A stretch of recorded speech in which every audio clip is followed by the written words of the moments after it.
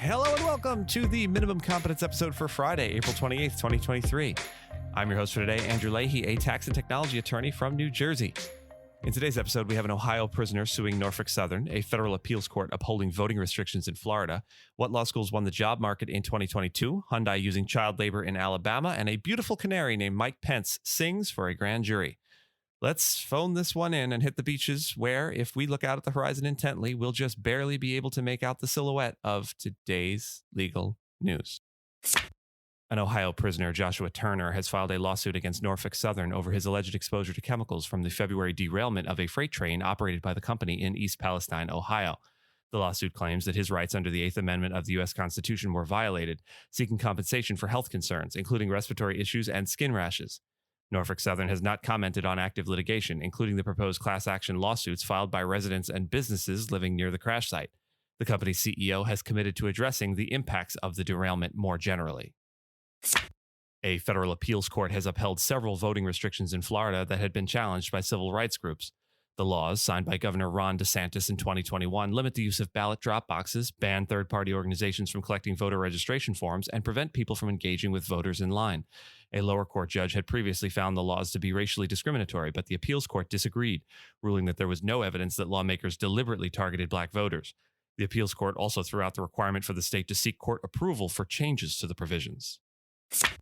New data from the American Bar Association shows that the University of Virginia School of Law had the highest percentage of 2022 Juris Doctor graduates who secured permanent, full-time jobs requiring bar passage. More than 95% of the law school's 2022 graduates were employed in legal jobs, surpassing Columbia Law School, which held the top spot for 2021 law graduates. 7 public universities, including the University of Kansas School of Law and the University of Minnesota School of Law, were among the 20 schools with the highest percentage of 2022 graduates in permanent, full-time jobs that require bar passage. Hyundai, the third largest U.S. automaker, is under investigation by the U.S. Department of Labor for the use of child labor in its supply chain. The investigation follows a raid on a Hyundai Glovis warehouse in Montgomery, Alabama, which uncovered the use of a fake ID to allow a 16-year-old worker to be employed.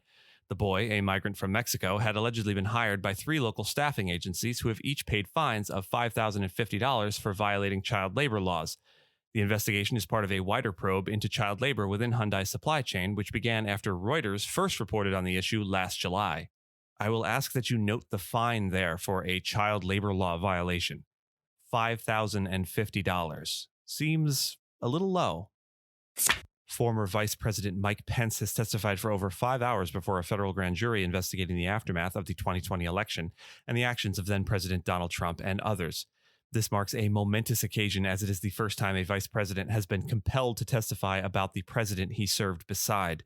Pence was compelled to recount conversations he had with Trump about blocking the election result, including on the morning of January 6th when Trump unsuccessfully pressured him to do so on a private phone call. The testimony came as Pence explores a possible challenge to Trump for the Republican presidential nomination in 2024, and it will likely elicit a strong negative reaction from his former boss. The grand jury proceedings are secret, and neither a spokesman for the special counsel Jack Smith's office nor a spokesman for Pence commented on the matter. And finally, as I mentioned in yesterday's show, we recorded a Disney-centric, mostly, episode of Esquiring Minds last night. It's up and available in your podcast player of choice. Jacob Schumer, my co-host, along with Jason Ramsland, do a much better job than I ever could laying out what is going on in Florida and what can be expected moving forward. Check it out, and if you're interested, and if you find the banter between 2 highly knowledgeable attorneys and me interesting, maybe consider subscribing. It's free and worth it. And with that, thank you so much for listening to Minimum Competence, your daily news podcast for lawyers. If you're looking for more than Minimum Competence, links to further reading on all the topics touched on today are in the show notes. Reviews go a long way towards helping new listeners to find our show. If you have a moment and can leave a rating or a review on your podcast player, we'd appreciate it. And if you know someone that might be interested in a story we cover, maybe send them the episode. Minimum Competence is available at minimumcomp.com and wherever you get your finely crafted podcasts. We'll see you back here on Monday, and until then, remember, the only thing we have to bear is bear itself.